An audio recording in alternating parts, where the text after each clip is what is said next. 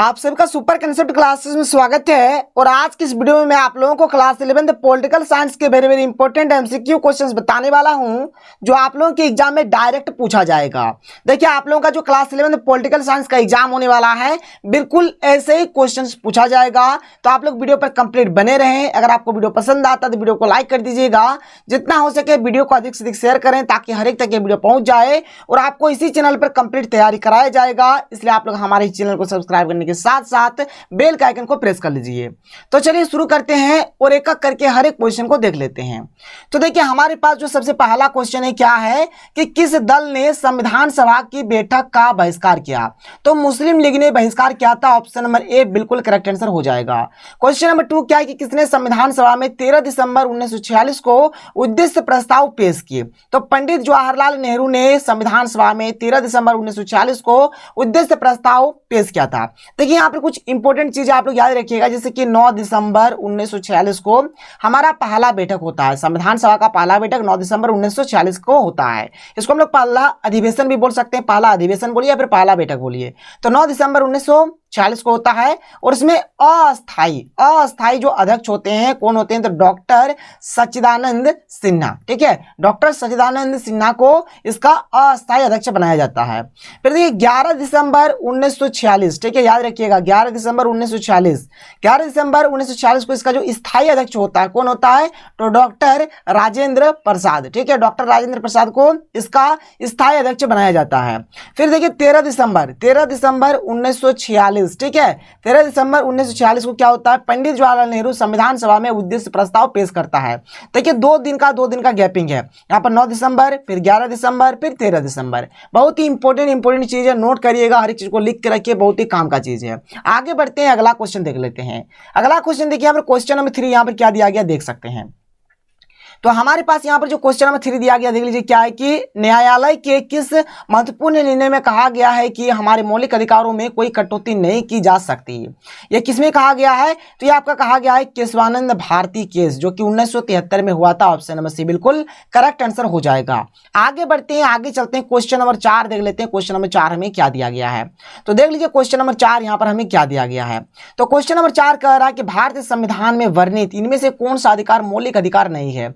देखिए अभी जो संपत्ति का ये जो अधिकार है ये हमारा मौलिक अधिकार में नहीं है। ठीक है, इसको हटा दिया गया है। बाद बाकी स्वतंत्रता का अधिकार ये भी मौलिक अधिकार में है, शोषण के विरुद्ध अधिकार ये भी है, संवैधानिक उपचारों का अधिकार ये भी है, लेकिन संपत्ति का अधिकार नहीं है, इसको हटा दिया गया है।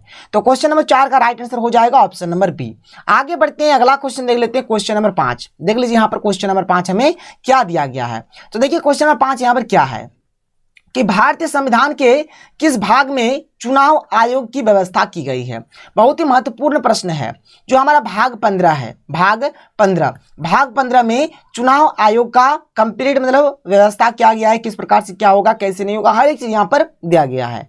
क्वेश्चन नंबर 6 क्या है कि मतदाताओं के लिए तस्वीर सहित पहचान पत्र को किस वर्ष से अनिवार्य कर दिया गया। देखिए जो आप लोगों का जो वोटर कार्ड होता है उसमें एक तस्वीर भी होता है, मतलब एक आप लोगों का पिक्चर भी होता है उसमें, और नाम वगैरह हर चीज लिखा हुआ रहता है। तो ये जो वोटर कार्ड है इसको कब से अनिवार्य कर दिया गया, तो 1993 से इसको कंपलसरी कर दिया गया है। तो 6 का राइट आंसर हो जाएगा, ऑप्शन नंबर ए हो जाएगा। आगे बढ़ते हैं, क्वेश्चन नंबर 7 देख लेते हैं। क्वेश्चन नंबर 7 क्या है, किसने राजनीतिक क्षेत्र में महिला प्रतिनिधित्व को उचित माना। इसका आंसर हो जाएगा जे.एस. मिल, इसका करेक्ट आंसर हो जाएगा। ऑप्शन नंबर डी बिल्कुल राइट आंसर होगा। आगे बढ़ते हैं, क्वेश्चन नंबर 8 देख लेते हैं। क्वेश्चन नंबर 8 हमें क्या दिया गया है, देख लीजिए क्वेश्चन नंबर 8 हमें यहाँ पर क्या दिया गया है कि राज्य के शासन में केंद्र का प्रतिनिधि किसे कहा गया है, तो राज्यपाल को कहा गया है। ठीक है, ऑप्शन नंबर बी बिल्कुल करेक्ट आंसर हो जाएगा। क्वेश्चन नंबर 9 एक बहुत ही वेरी वेरी इंपॉर्टेंट प्रश्न है। क्या है देख लीजिए कि कितने एंग्लो इंडियन सदस्यों को राष्ट्रपति लोकसभा में उचित प्रतिनिधित्व देने के लिए मनोनीत करते हैं। तो इसका करेक्ट आंसर हो जाएगा ऑप्शन नंबर बी हो जाएगा, इनकी 2 इसका बिल्कुल राइट आंसर हो जाएगा। क्वेश्चन नंबर 10 क्या है कि लोकसभा में बहुमत वाले दल का नेता कौन होता है, तो होता है प्रधानमंत्री। और अभी हमारा प्रधानमंत्री है मतलब नरेंद्र मोदी है। कौन है, नरेंद्र मोदी। तो यहाँ पर 10 का करेक्ट आंसर हो जाएगा ऑप्शन नंबर सी। आगे बढ़ते हैं, क्वेश्चन नंबर 11 की ओर चलते हैं, देख लेते हैं क्वेश्चन नंबर 11 क्या दिया गया है। तो देख लीजिए हमारे पास जो क्वेश्चन नंबर 11 है क्या है कि कोई मंत्री जो संसद या विधायक नहीं है उसे कितने समय में संसद या विधायक होना अनिवार्य होगा। जिसका करेक्ट आंसर हो जाएगा 6 महीना। 6 महीना के अंदर उसको ये चीज होना है। क्वेश्चन नंबर 12 देखिए, क्वेश्चन 11 और 12 एकदम वेरी वेरी इंपॉर्टेंट है, ललन टॉप क्वेश्चन है। क्या है, राज्यसभा को धन विधेयक पास करने के लिए कितना समय दिया गया है, तो 14 दिन का समय दिया जाता है। ठीक है, 14 दिन। क्वेश्चन नंबर 13 क्या है, किसी राज्य के विधानसभा में अधिकतम कितने सदस्य हो सकते हैं, तो टोटल मिलाकर 500 सदस्य हो सकते हैं। ऑप्शन नंबर डी बिल्कुल करेक्ट आंसर हो जाएगा। आगे बढ़िए, आगे चलिए क्वेश्चन नंबर 14 देख लेते हैं। क्वेश्चन नंबर 14 हमें यहाँ पर क्या दिया गया है, तो क्वेश्चन नंबर 14 दिया गया है कि इनमें से कौन भारतीय संसद का अंग नहीं है। तो प्रधानमंत्री जो ये भारतीय संसद का अंग नहीं है, बाद में ये सबके सब है। ठीक है, आगे चलिए क्वेश्चन नंबर 15 देख लेते हैं। क्या है कि किसी विधायक दल के कितने सदस्य एक साथ अपनी पार्टी छोड़कर किसी अन्य पार्टी में शामिल होते हैं तो उन्हें दल बदलू नहीं माना जाएगा। ठीक है, दल बदलू। ठीक है, दल बदल होता है ना, एक दल से मतलब दूसरे दल में चला जाता है, जिसको दल बदलू बोला जाता है, जिसको हम लोग आयाराम गयाराम भी बोलते हैं।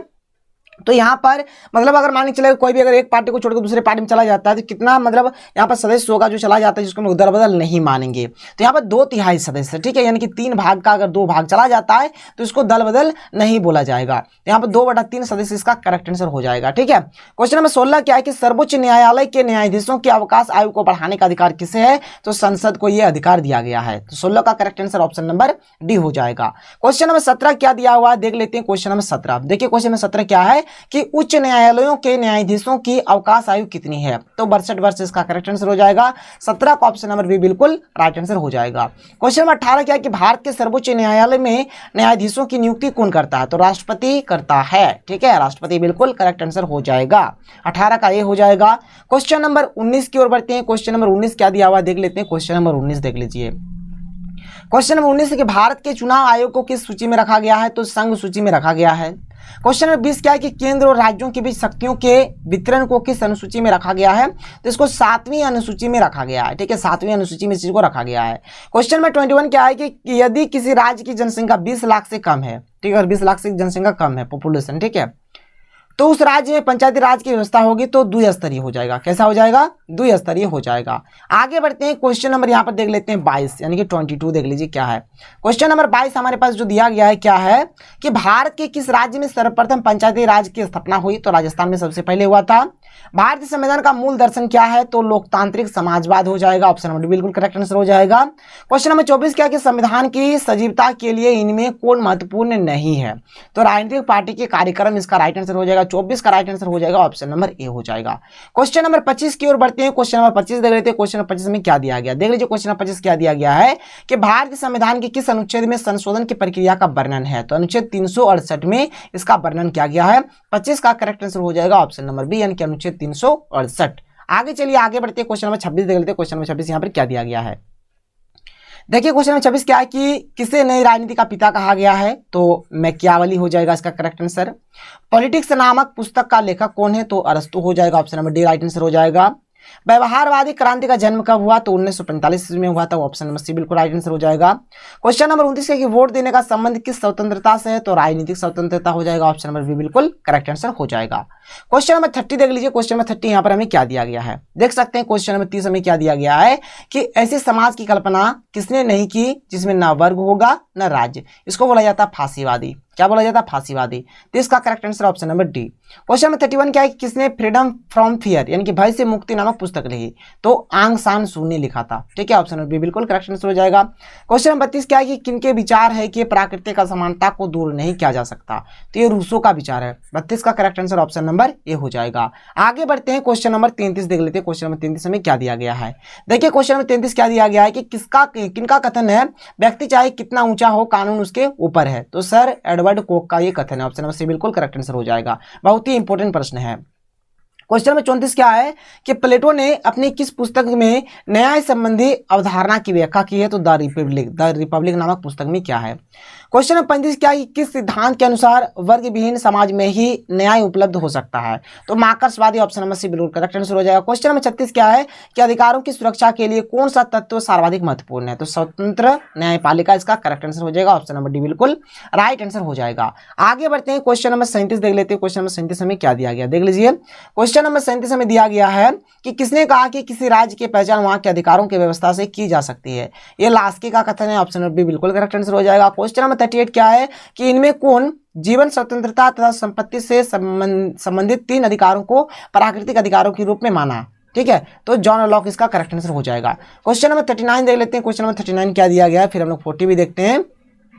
देखिए क्वेश्चन नंबर 39 क्या है कि अपने से बड़े लोगों का सम्मान करना कौन अधिकार है, तो ये हो जाएगा नैतिक अधिकार। ठीक है, option number A correct answer हो जाएगा। क्वेश्चन नंबर 40 क्या है कि किसने आज के विश्व को भूमंडलीय गांव की संज्ञा दी है, तो मार्शल मैक्लुहान ने दिया है। ऑप्शन नंबर बी बिल्कुल करेक्ट आंसर हो जाएगा। देखिए एक्चुअल में आप लोगों का जो एग्जाम होने वाला है, एग्जाम में 40 ही प्रश्न पूछा जाएगा। ठीक है, लेकिन यहाँ पर मैं आप लोगों को और 10 एक्स्ट्रा क्वेश्चन जो कि इंपॉर्टेंट है मैं आप लोगों को यहाँ पर बता देता हूँ। यानी यहाँ पर मैं आपको टोटल मिलाकर 50 क्वेश्चन का आंसर बता देता हूँ। देख लीजिए यहाँ पर अगला जो क्वेश्चन है क्या है। अगला हमारे पास जो क्वेश्चन है क्वेश्चन नंबर 41 देख सकते हैं क्या दिया गया कि एक व्यक्ति एक वोट का सूत्र किसने दिया, तो ये बेंथम ने दिया है। ऑप्शन नंबर ए बिल्कुल करेक्ट आंसर हो जाएगा। क्वेश्चन नंबर 42 क्या किस देश में क्या है, यहाँ पर क्या है कि रम्त का नियम के आधार पर नागरिकता मिलती है, तो फ्रांस हो जाएगा। यहाँ पर ऑप्शन नंबर बिल्कुल करेक्ट आंसर हो जाएगा। क्वेश्चन नंबर 43 कि इनमें से कौन सर्वश्रेष्ठ राष्ट्रवाद है, तो उदारवादी राष्ट्रवाद इसका करेक्ट आंसर हो जाएगा। ऑप्शन नंबर डी बिल्कुल राइट आंसर हो जाएगा। क्वेश्चन नंबर 44 देख लेते हैं। क्वेश्चन नंबर 44 हमें क्या दिया गया है, देख लीजिए क्वेश्चन नंबर 44 क्या दिया, किसने कहा कि राष्ट्रवाद एक पूंजीवादी अवधारणा है, तो कार्ल मार्क्स का ये कथन है। ठीक है, कार्ल मार्क्स हो जाएगा। क्वेश्चन नंबर 45 क्या है कि समाज की भलाई है तो राज्य द्वारा किसी धर्म के मामले में उचित निर्णय क्या होगा, तो राज्य धर्म के मामले में हस्तक्षेप करेगा। ठीक है, ऑप्शन नंबर ए बिल्कुल करेक्ट आंसर हो जाएगा। 45 का क्या हो जाएगा, ऑप्शन नंबर ए हो जाएगा सही। आगे चलिए क्वेश्चन नंबर 46 क्या देख लेते हैं। क्वेश्चन नंबर 46 में दिया गया है कि धर्म लोगों के लिए अफीम है, किसने कहा, ये मार्क्स का कथन है। ठीक है, मार्क्स लिख दीजिएगा, आपका करेक्ट आंसर हो जाएगा option number B. Question number 47 देख लेते हैं। क्वेश्चन नंबर 47 हमें क्या दिया गया देख लीजिए। तो क्वेश्चन नंबर 47 हमें यहाँ पर जो दिया गया है क्या है कि किस आधार पर भारत एक धर्मनिरपेक्ष राज्य है, तो यहाँ पर क्या है कि भारत में धर्म के आधार पर भेदभाव नहीं किया जाता है, इसी के आधार पर। ठीक है, तो यहाँ पर 47 का ऑप्शन नंबर डी बिल्कुल करेक्ट आंसर हो जाएगा। क्वेश्चन नंबर 48 क्या है, किस देश के संविधान को शांति संविधान कहते हैं, बहुत ही इंपॉर्टेंट क्वेश्चन है। जापान के संविधान को शांति संविधान कहा जाता है। क्वेश्चन नंबर 49 और 50 मात्र 2 क्वेश्चन बचा है, देख लेते हैं इसको, फिर हमारा आज का ये जो सेशन है खत्म हो जाएगा। क्वेश्चन नंबर 49 क्या है कि इनमें से कौन शांति का उपदेशक है, तो महात्मा गांधी हो जाएगा, इसका correct answer option number D हो जाएगा। क्वेश्चन नंबर 50 जो कि हमारा लास्ट क्वेश्चन है कि सबसे पहले किसने राजनीतिक विकास के सिद्धांत का प्रतिपादन किया, तो हो जाएगा लुसियन डब्ल्यू पाई ने। ऑप्शन नंबर ए बिल्कुल करेक्ट आंसर हो जाएगा। तो यहाँ पर मैंने आपको टोटल मिलाकर 50 क्वेश्चन का आंसर बताया, बहुत ही इंपॉर्टेंट वेरी इंपॉर्टेंट क्वेश्चन था। तो चलिए मिलते हैं अगले वीडियो में। थैंक यू, जय हिंद।